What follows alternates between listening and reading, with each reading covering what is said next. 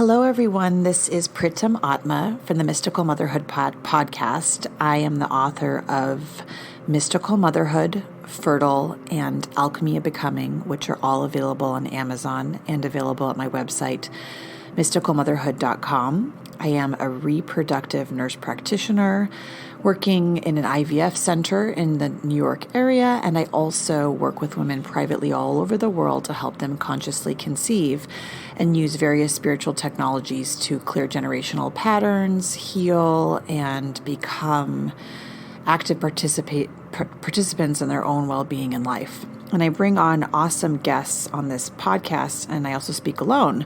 But I focus on bringing on guests that will reflect your own healing or reflect the processes that you're going through in your spiritual awakening, specifically within your body, within your mind, your soul. And they're outside of the box. And I have a guest today. Her name is Dianne Skies. She's amazing. I personally met her, and she's a good friend of mine. And she's a coach, a physiologist, and a healer who's incredibly intuitive. She uses a combination of fitness, nutritional coaching, along with an energy healing to activate your body, mind, and soul. So she really looks at the whole body system to help you heal and get on track within the physical body. And we know that this is incredibly important for fertility and for women in general who have, had children, or even if you're preparing to have them. So we had a really good conversation about her background and the body in general, and how important it is to connect to your body when you're becoming more intuitive or you're needing guidance. So I hope you enjoy this podcast with her. I'll continue to do private podcasts coming up with speaking about my newest book, Alchemy of Becoming, which really looks at the ancient spiritual technology of the Emerald Tablet. It's a fabulous, amazing piece. My books on conscious conception, Mystical Motherhood, and Fertile are also available. And I have 3 courses available online for you. One is called Healing Generational Patterns. One is called Alchemy of Becoming, and it goes hand in hand with my newest book. It takes you through each stage of the awakening process. And then I also have an online course on conscious conception, which combines all my work into one easy to do course in your home. If you want to work with me privately, please reach out to me at www.mysticalmotherhood.com or email me at mysticalmotherhood@gmail.com. If you liked this podcast, please leave a rating, share this with your friends on social media. It really, really helps. I appreciate the support, and I hope you enjoy.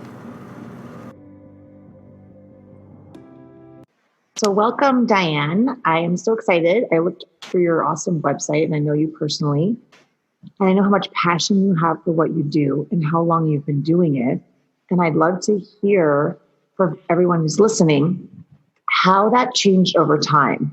So I always had passion for the field of, babies and mothers. And I was basically I'm kind of reading you right now as I ask these questions, but I was on a basic level. Like, I'm going to go to school and I'm going to do this and it's going to look like this. And then it became quantum for me. And the things that I began to see and the gaps in care and the things that women really needed to work on, within themselves, and really what the energetics of conscious conception and being a mother are, I really got into my career and worked on that. And I feel like that kind of was your trajectory too. Do you want to tell us about that? Sure. Yeah. I'm hoping that my internet connection is okay. Yeah. It very similar in that my passion for wanting to help people be healthy has never wavered. And I knew that was the calling forth from my soul since my first memories. However, it took a lot of twists and turns because I spent many years doing what I thought I should do because I perceived that the mysticism and the more esoteric approach to healthcare was for the birds. It wasn't acceptable. It was not what you do. It wasn't, it just wasn't. I felt like I was always judged, like, get your head out of the clouds. So it pulled me into allopathic medicine, which I'm so grateful for. And so I did the traditional route. I had applied and gotten into medical school, and I kind of had this really deep spiritual movement through me, and I'll never forget it. And it was just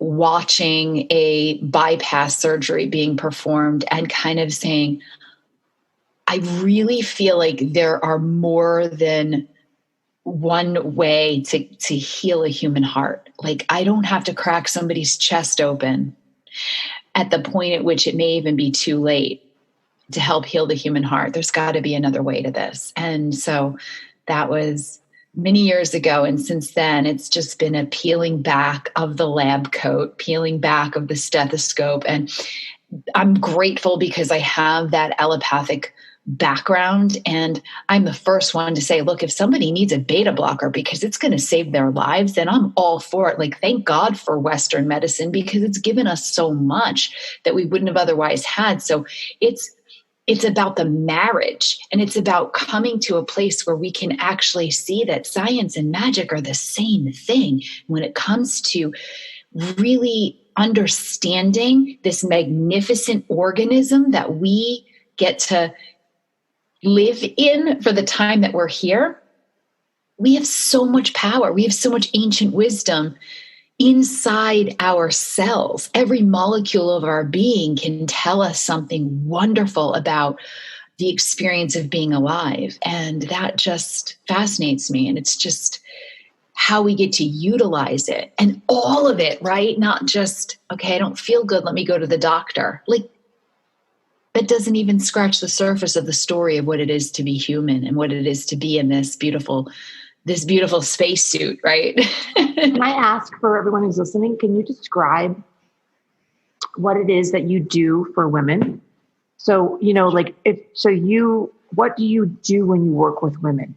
And how do you I know that you have a big background in body work, and then I would love to hear about the gene code and these different things. Like, when you work with a woman and a client, what happens? Well, it really depends on the client, because the work is so customized to really what a woman's needs actually are. So it starts with what I call a bioenergetic session. And that's an opportunity to basically screen somebody. So as a physiologist, we first look at, the corporeal weight of the body. Like, what are the systems that may be out of harmony? And first and foremost, any woman that I work with, I make sure that they understand that there's absolutely nothing wrong with them. I think that many, many women, specifically women, really just give their biology away, right? They have no sovereignty. They go to the doctor. It's like, I don't feel well. And then whatever the doctor says is like, okay, well then I guess I'll just go do this. But no one is going to know as well as you do what feels really good to your body. But we've lost the power of our own intuition for self-regulation. So part of the bioenergetic session is really just looking at all the systems of the body. Where is it out of harmony, right? There's nothing broken, but we just may be out of harmony. In physiology, we work off of biofeedback, right? So everything is kind of in a negative feedback loop. Negative meaning when you have a surge of one hormone, another hormone has to downregulate in order to keep the body in what we call homeostasis, this beautiful set of balance. Everything is working copacetically, right? So we do this bioenergetic session, and we really look at two things. We do a functional movement screen. So that's looking at the musculoskeletal system and seeing where the joints aren't perhaps in the best spot, and not just in the best spot so that we have better range of motion. It's also if your musculoskeletal system is misaligned, not only are you going to feel pain, and not only are you going to experience some joint issues, you're going to have limited range of motion, but it's also about your connection to the cosmos. So many women that I work with are leaders, they're executives, they understand that they have this deeper connection to the planets. And when you're out of alignment, your opportunity, right? Your aspects are not receiving the frequencies that are actually available that help to nourish the cellular structures and keep the organs vital. So this is a big piece of my work. It's not just, okay, structurally we can create better range of motion, but we can also create better energetic range of motion, because when you're able to receive those higher frequencies, it is like a cascade of thousands of healing chemicals for your body. And it puts you in a biofeedback loop that is for vitality and also creativity and sensuality and prosperity. So it's all related. Your ability to circulate energy within the body is your ability to create, your ability to be fertile, your ability to circulate money, to be prosperous in all aspects of your life. And then the bioenergetic screen, right? The functional energetic screen is the same thing, but we're looking at the chakra system and we're seeing, okay, where are we perhaps out of alignment? And once we do that, once we go through this bioenergetic session, then I create what I call a dossier, right? For many years, it was always like prescription. It's like, okay, let's have a little bit more fun with this. This is a dossier. This gets to be fun because the work that you do on your body is the most important, most delightful work you'll ever do of your life. This isn't about a workout plan and a diet and I have to stick to these things, and if I don't, I have to take a pill. This is really falling so deeply, so madly in love with yourself and your own rhythms and your own intuition.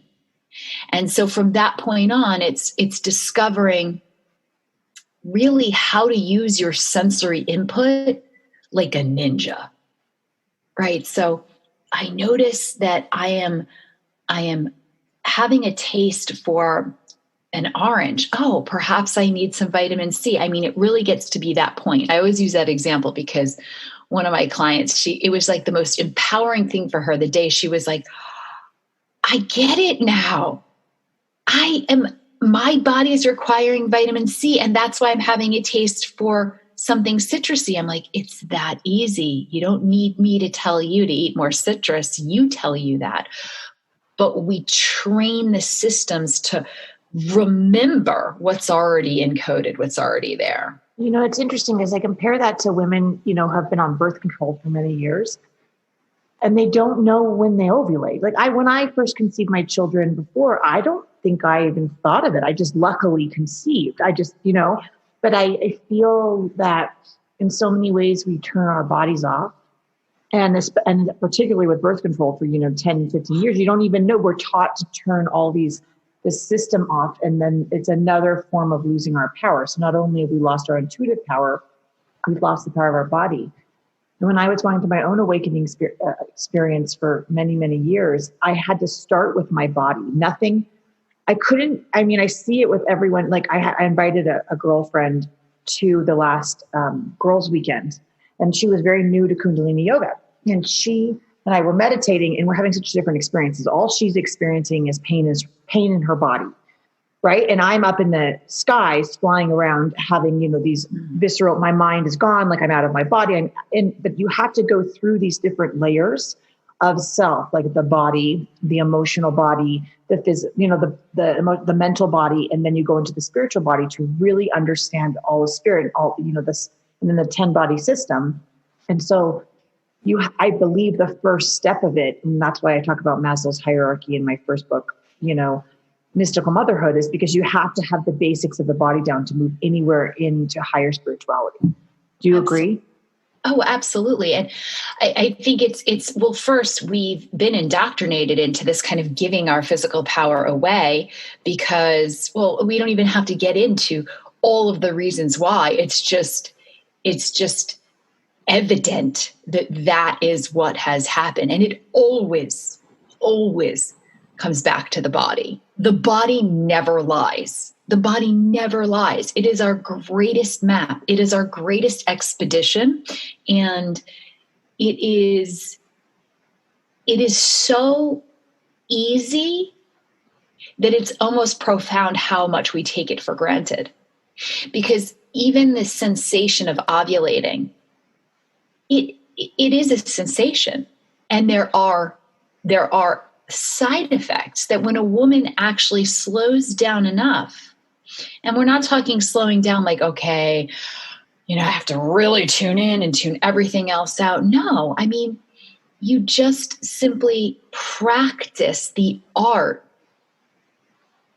of always kind of having an introspective experience, right? It's having a direct experience with your human body. So one of the easiest things that I offer is play with your five senses, especially if you're having a moment of feeling really out of your body, really anxious, really like you were just saying, like, or if you're trying to conceive and it gets to be kind of this cycle of like, now it's an anxiety, now it's built up, you're projecting out to the future. We spend a lot of time in our thoughts, which is great. I mean, a thought is a chemical experience and it's part of being human and it's also wonderful, but it's not everything. And I think many of us just become our thoughts and stop being aware. So I call it floating head syndrome, where like everything, all the actions happening from here up and there's like no attachment from here down at all whatsoever. Mm-hmm. It's like, I put food in, I don't know where it goes. I was thinking all this stuff and I don't know what my body's doing. I don't realize that I haven't moved in 7 hours or, I didn't realize that I ovulated. And not that it's necessary to always be aware of that, but when you are, I mean, think of the power. It's so powerful. And I'm experiencing that now really on a lot of levels as I work through all these systems in my own body. The level of intuition is profound because it is the deeper I go in my body, the more my intuition is exponentially correct. So for example, if I'm, around the wrong person, my mind will say a story that, this person's fine. It's no big deal. But, like I can create some long story about it. My body always tells me the truth. My body will tell me this is trauma. This is, scary. This is like, it doesn't feel right. And so now I'm learning actually to not as much go, because I'm a seer and I can see that, I'm a seer and I'm a knower and I hear and I'm clear. I know all those clairaudient, clairescent. I don't even know the words for them because it doesn't matter. But I see, feel, and know things. I can walk in these worlds, but then it's my body that sometimes is in the physical realm of this 3D world, says this is wrong and not as right. And it's so simple. And it's like, why didn't I listen when I knew that something felt wrong? Why didn't I listen to my body? And I have to teach women that if your body is saying, if you're having a dissonance between your mind and your body, you stop and listen to the body because the body's right.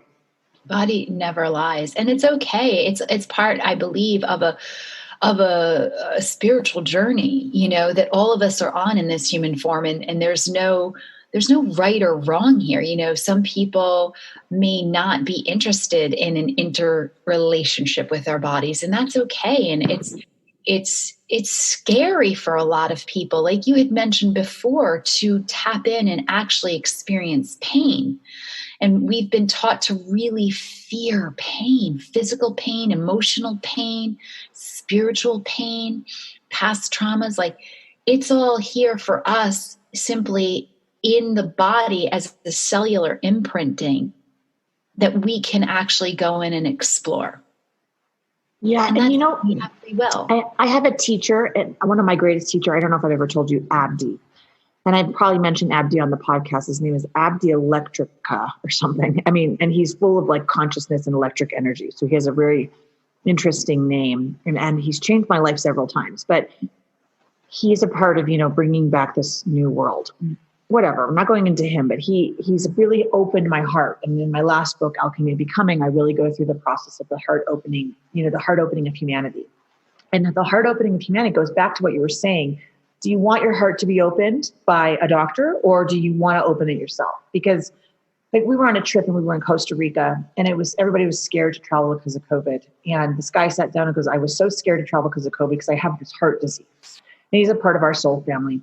And Abdi had said to him, if you don't come to Costa Rica, they're going to open your heart for you.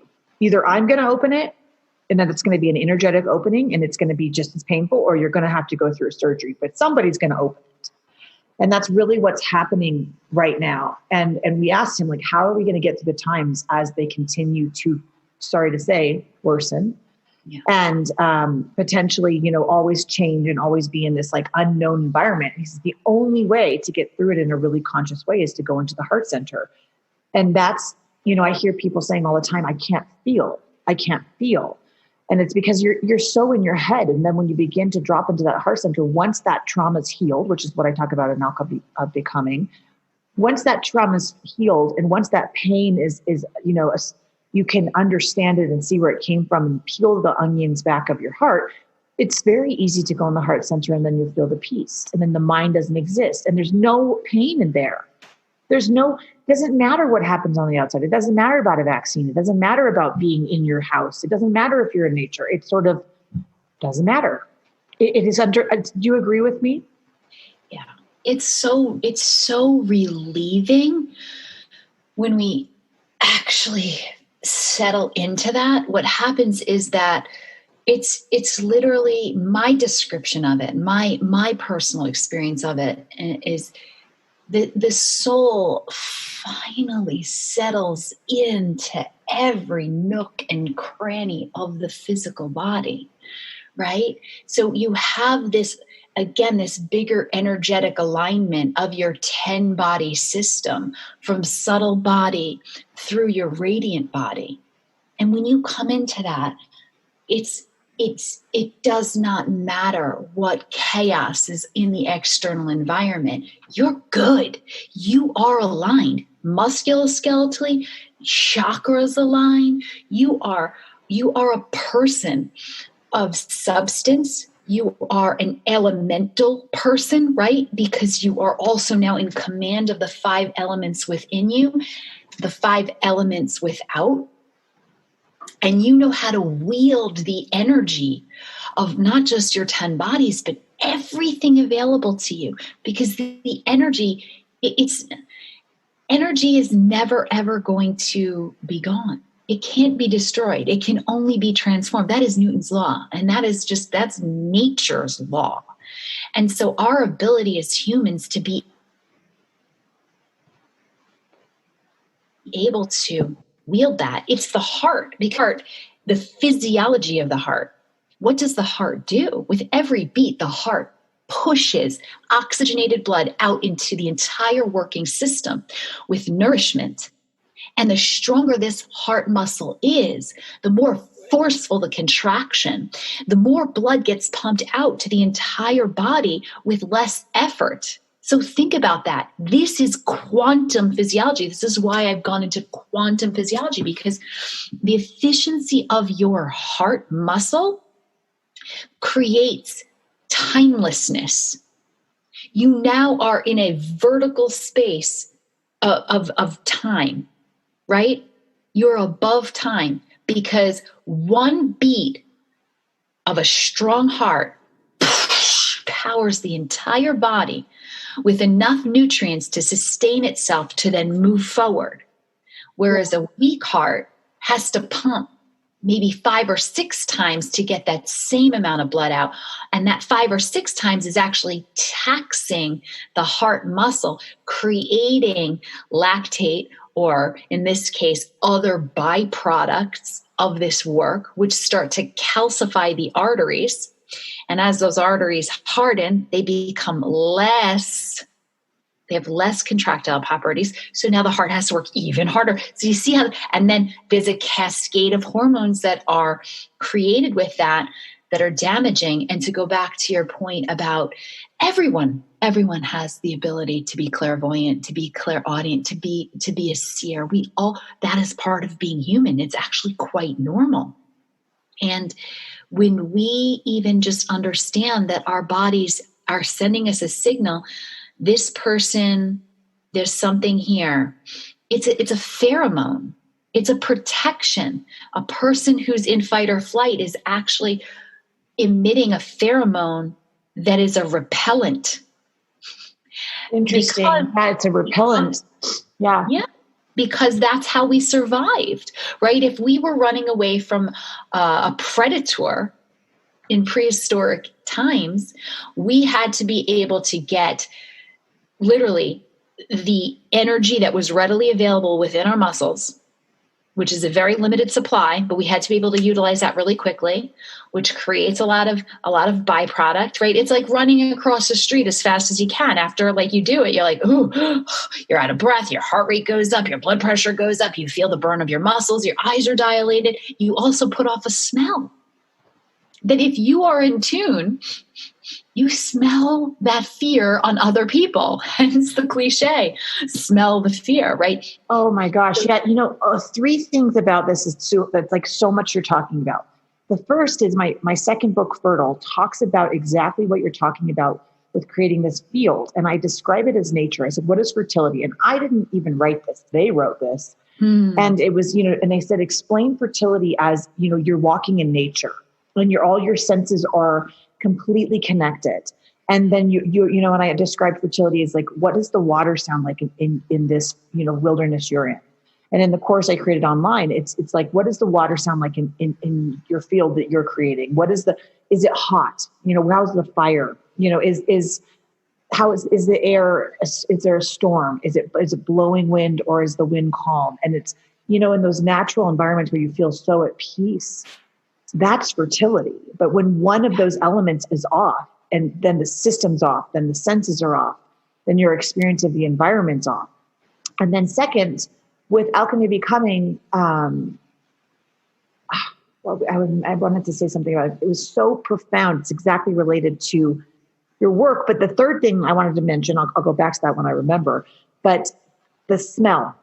And I remember in my book, I wrote a lot about dating different men. And there was a couple, particularly one, that I couldn't stand the smell of.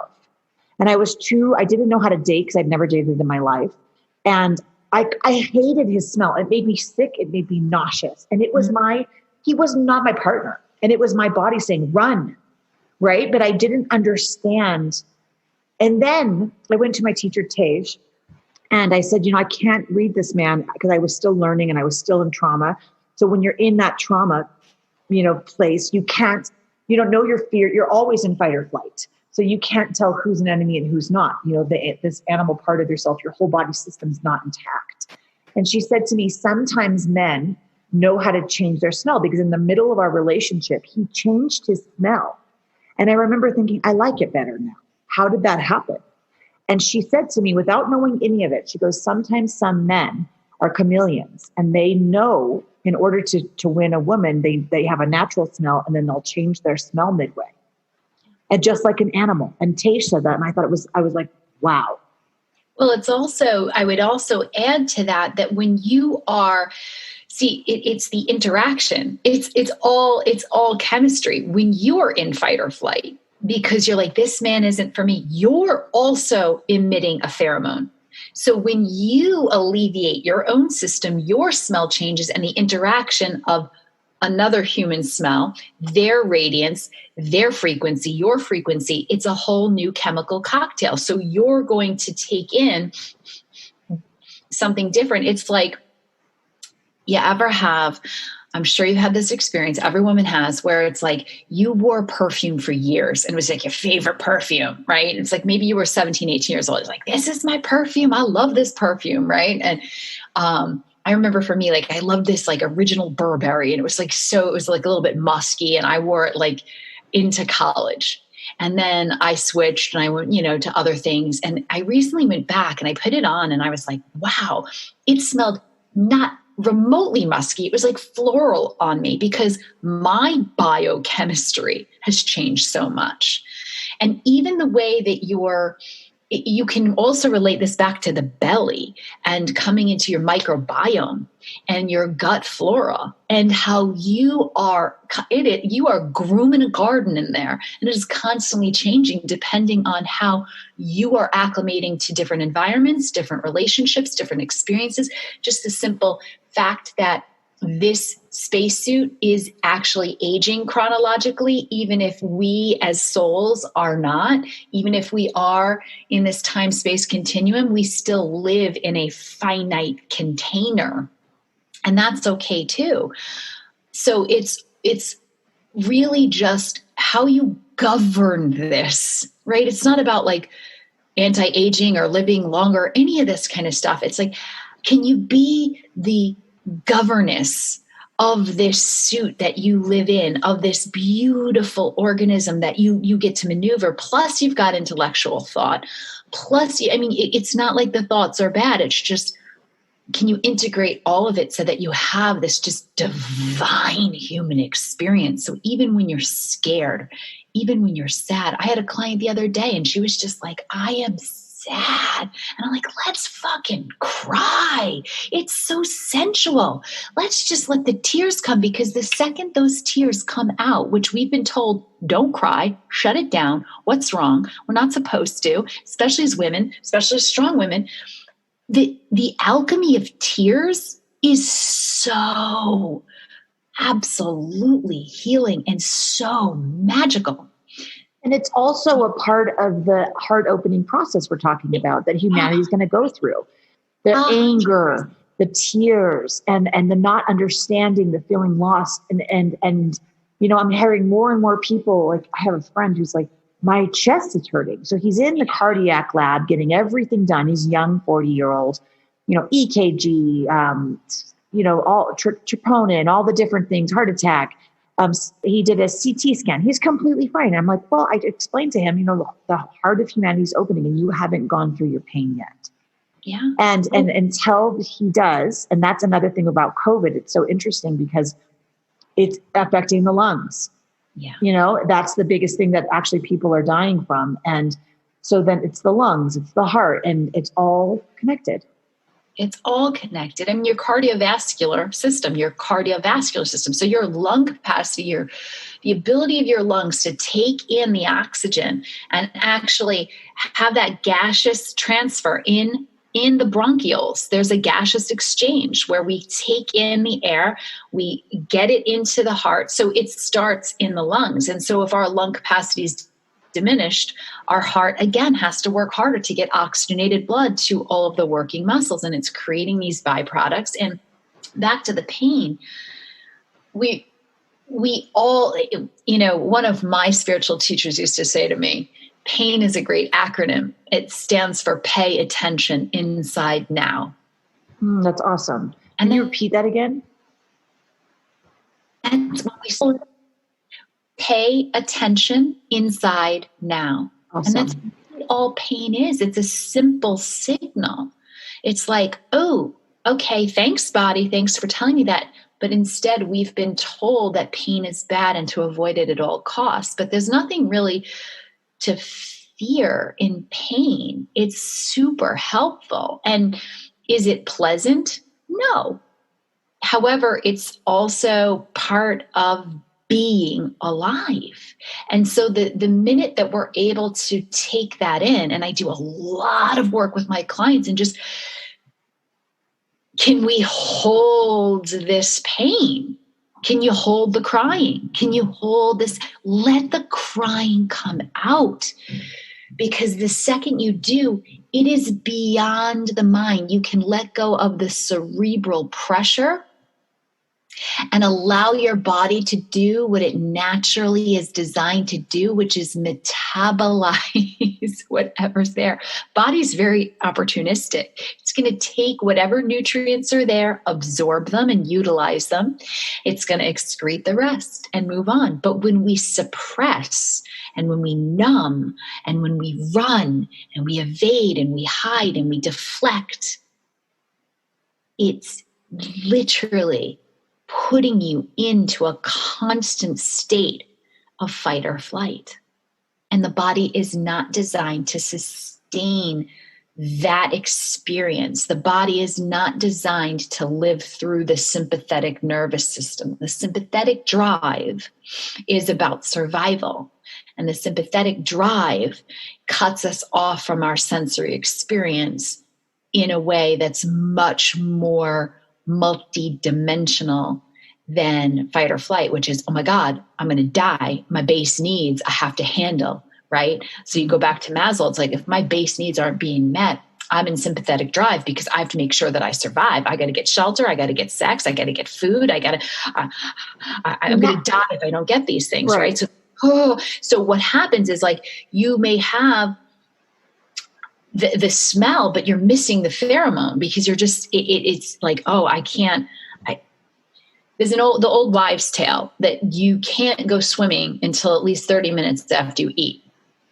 Now, as a physiologist, we can get into a lot of controversy around that because, like, maybe that's true, maybe it's not. But the wives' tale is, if your body is busy digesting, we want to make sure that we're sending enough oxygenated blood to the stomach to digest, to the intestines to digest. And if we're swimming, then that oxygenated blood is going to go to the working muscles and it's going to leave you feeling cramped. There is some truth to that. I mean, you can go swimming right after you eat. It just you may get a cramp. But again, the body is very opportunistic. It's like, oh, we're required to swim right now, so let me shut down my digestion.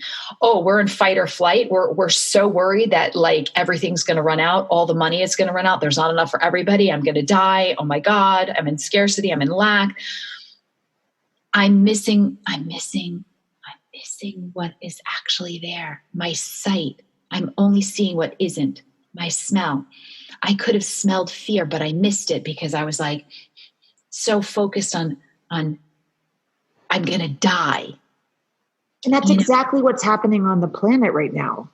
And it's this, I mean, I've talked about this in past podcasts, but there's a darkness on the planet, and it's an outside force. And I could do a whole podcast on just that darkness. But if we're in the base needs of the Maslow's hierarchy discussed in Mystical Motherhood, you cannot get to these higher spiritual needs. And what's happening on the planet as we move into the Aquarian age is we all have to move into our heart center. We have to move into that Christ consciousness. And the way to keep us out of the heart center is to keep us in the lower three chakras. Yeah. And that is the fight or flight stages and not being able to open the heart. And so in order for us to really get out of these fight or flight stages, we have to go through that pain of the heart, which creates that, almost bipolar response of head to heart, head to heart, head to heart, until you settle within the heart center and you become accustomed to the body and the needs of the body, which are actually more powerful and than the needs of the mind. They are the only way to ascend this planet is through your body. And the only way to make money is putting, your aura down deep and connecting to your body. The only way to get off the planet is through the body. It's not through leaving it. And it's so fascinating. That's why I call it the spacesuit. It's the spacesuit because it's like the ultimate time travel. It's the time travel machine. It's literally, because how cool are we that, like, our souls chose in on the coveted life form. Like, we're the top of the top of the top. And then of the human life form, our souls called in woman. So we got the top. So I'm always like, why are you wasting this luscious? Oh my God, we got the mansion right on the hill, and and we could have had like whatever, like a little cardboard box somewhere, but we didn't. So why not just really, really optimize all that is available to you? And I'll, I'd love to offer the listeners one of the easiest ways to come into your body and actually feel the deepest sensation of safety is to have contact with your perineum and the earth. Okay, that's root chakra, that's locking in. So again, going back to musculoskeletal alignment, most humans sit and and work in a sagittal plane of motion, one planar motion, meaning front to everything we do. We sit, it's like this kind of, everything is right. We walk, we up, we down. We don't do a lot of frontal plane movement, transverse plane movement. We live in a multiplanar body, but we're living in this very one-dimensional, one-planar kind of way. And so our hips get really tight, particularly women. The pelvic bowl is out of kilter. So what does that mean? Well, your pelvis is what holds your reproductive organs. Your pelvis is also what has the ignition of that root to sacral to solar plexus chakra, that when you line up that lower triangle, it is like whoosh, to the heart. Boom, that opens up that ability to be so much more receptive, right? So then now you're not only emitting, you're emanating through your radiant body a love frequency. You're also so much more receptive. And I can get into how the cellular receptor sites actually open up to receive more when you're in that state of inner safety. The thing is, there is no external experience that's going to give you a sense of security. No amount of money, no man, no nothing. Even a hug from your own child isn't going to give you safety. You give that to yourself. So your perineum is in many mystic sciences. The perineum is it's like the foot of the soul, literally. And when our hips aren't open, our opportunity, how often, right? When your hips are not open, how often do you have the opportunity to actually feel your perineum make contact with the ground? You don't, because even though you're sitting in a chair, your perineum is like kind of closed in underneath your tushy. If you try to sit in easy pose, the legs don't open wide enough and you don't get that contact. That's why sitting in easy pose is so magnificent, because if your hips are open, it automatically places your perineum into the floor. And the second that you have that, so if you're having trouble, you can actually take your heel and you can slide your heel up into your perineum. But anything you can do to get your perineum into contact with something that feels grounding, it's an instant cascade of literally serotonin, oxytocin, a little melatonin in there. And you create that inner safety, like that inner, like, I'm okay. And then it's the reminder, it's the mantra. I have absolutely everything that I require already inside of me. I have enough blood. I have enough oxygen. I have enough nutrients. I have enough energy in stored fat. Hundreds of thousands of fat cells readily available for me to be able to run 13 or 14 back-to-back marathons without stopping. That's how much energy we have in stored fat in an average human. Right. And you don't get that level of chi from, supplements. You don't get that level of chi from celery juice. You get that chi, that energy is an internal resource, like a fountain, and it doesn't come from anything outside. And that healing doesn't come from anything outside. But I also want to ask you, as we move on, you've talked to me about gene codes. Gene keys. And you're proficient in this, it sounds like, and you studied with this man for a long time. I find that to be fascinating. Can you teach us how you integrate, understanding gene codes into your sessions with women and getting in touch with their body? Yeah, it's the gene keys. The gene keys, sorry. Yeah, that's okay. And Richard Rudd he calls himself kind of the great transmitter of this just huge mystical body of teaching. It's basically a living library. And he spent, almost 40 years at this point, really receiving these transmissions based on the I Ching, based on human design, based on a lot of physiology, a lot of genetics. And for so many years as scientists, it was always kind of, and you'll appreciate this too, because we all kind of in pre-med, it was like, you've got your junk DNA. I'm sure much like me, you probably were so repulsed by that statement. I remember even just in high school hearing that and being like, how could DNA be junk? That's an oxymoron in and of itself. That doesn't make sense. DNA is the coding of our life. These codons are what make us different than a monkey, than anything else. And our soul is locked into this. And so he,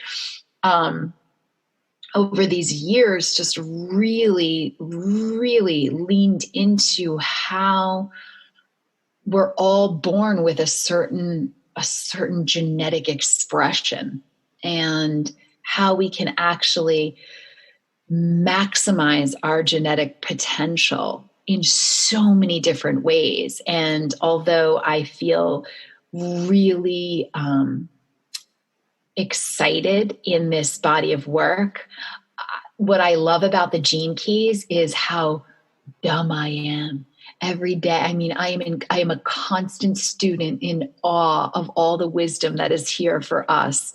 And I am a faithful student of Richard and the Gene Keys. And as I learn, I try every day to put those teachings into practical application so I can transmute them into wisdom. And as I feel that I am, that is when I share. So that's the work I do with my clients. So everybody has a hologenetic profile. In other words, it's very similar to a natal chart in the sense that the very moment you were born and where you were born, the way that your soul comes into the body and out into the planet, you express certain I don't want to say personality traits because it's really more than that, but you express a certain way of being. And that way of being could be traumatized and create a repression and create you living out what he calls a shadow, but this is not shadow work. I like to call this the seed. So you're kind of in the seed state, like it's more of a reactive state of being. So for example, in your hologenetic profile, on the outer layer of your hologenetic profile is really your activation sequence. It's like what you're here in the world to do, your life's work, your life's purpose, your evolution, like what you actually have to overcome in terms of the karma you brought in with you, so that you can share your life's work with people. And in the key of your life's work, you could have the gift of teamwork. And in a acidic state, when you are operating from that love frequency, that looks like synarchy, right? Like the great interdependent coming together and community of everyone. You orchestrate that. You are a great conductor of relationship. But at the gift level, which is, again, when you're not in fight or flight and when you are in your natural state and you're experiencing these acidic bursts, but most of us aren't, unless we're a saint, aren't in that acidic state all the time, but we get those bursts. But we can be in this gift state where we are responsive and receptive rather than reactive and suppressive. Where, okay, teamwork is my life's work. So how do I bring that into what I'm doing for a living? Am I maximizing this gift? Am I using this in accordance with my priorities? And then if there's trauma or pain, like we said, that's been avoided or hasn't really been allowed in to metabolize, the body hasn't experienced the metabolism of that pain, we may stay in the seed state or the shadow rather than the shadow state. Shadow of that.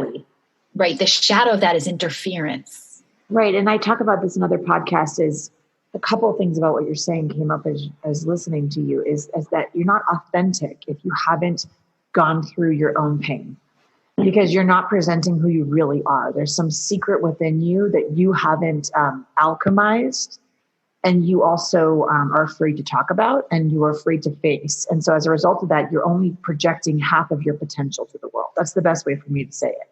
Not even half. It could be like slivers of your potential. Yeah. So you look at your life and you're so confused of why you haven't found your purpose and why you're circling all around on a hamster wheel. It's because A, you haven't connected to your body. You don't have your systems connected. You don't know who you are because you avoided half of you that's in pain. And that pain has to be alchemized, which is why I wrote Alchemy of Becoming, to alchemize the women to really look at these layers of themselves through the elements. Yes. And the elements are the path to awakening. And then when you awaken the elements, you awaken the senses. And then you can really connect to these parts of yourself, that, like, I didn't know that I was a writer. I was really bad at writing in college. One of my teachers told me I had a disability and wanted me to go, to get checked by a doctor. And then I was dyslexic. And I said, I said, I'll write my first book and I'll tell you, and I'll give it to you. And it wasn't that. It was that my trauma, I'd never written a paper, and I had a lot of trauma from my childhood. So I went to college and I had to, write a paper, and I couldn't put words onto. So my seed hadn't grown yet. Yeah. And as I began to heal, I was able to write. And so just because you have a dyslexia or an issue, or you're disabled in an area, that may be the area you actually want to look at. Absolutely. Because that's the area you can more heal. So if you have a pain on the left side of your body, go into that pain, find what's in that muscle, find why you can't walk properly. And then from there, you may find, oh my God, I didn't understand that, this is actually connected to this memory. Because there's one of my greatest teachers, which she wrote a book called Memory in the Bones. And it's all of the memories can be held in the chakra systems, all of these unconscious, unwound events. Yeah. So not it's even so powerful, our, your work. It's not even ours. Sometimes we're born in with we're born in with the karma and some scars, and it's not like kind of this Western understanding of what that means. But yeah, I always say that the pain on the other side of that pain is actually your greatest gift. Right. That's why it's so painful. And then what we've been taught is that we've been taught to hold shame and guilt around that. Like, I'm not enough. I'm not good enough. I'm broken. I'm wrong. And I have to hide this in darkness. And the reality is, every human, the beauty of the gene keys and even beyond, it's like there are 64 human expressions. So that combination could be infinite, but we all hold all 64 within our chromosomes. Within these beautiful 26 chromosomes, we hold every single genetic expression. That's, again, it's just, we all have a heart. We all have a cardiovascular system. We all have these chromosomes. But it's how those, again, when we're born, right, DNA responds to light. DNA is a messaging system. That's all DNA is. We take in light, and then we receive those messages, and the DNA then reports those messages through our brain, and then our brain creates a thought, we have a feeling, we have a body sensation. So it's just this big kind of reporting system. The moment we were born, the way that our DNA got lit, depending on how the Earth was angled with the sun and the rest of the planets, ignited certain pronounced genetic expressions. But we all hold all 64. So it is this essentially coming back to the interdependence that we're all in this together. There's essentially nothing to be ashamed of. The beauty of pain and what I do and the work that I do with everyone, particularly women, but it's anyone looking to have a greater experience of life. It's find their purpose, right? Yeah, well, it's coming into the understanding that, like, whatever it is that you think you're hiding, whatever it is that you think you're so ashamed of, every other human has felt it. Every human.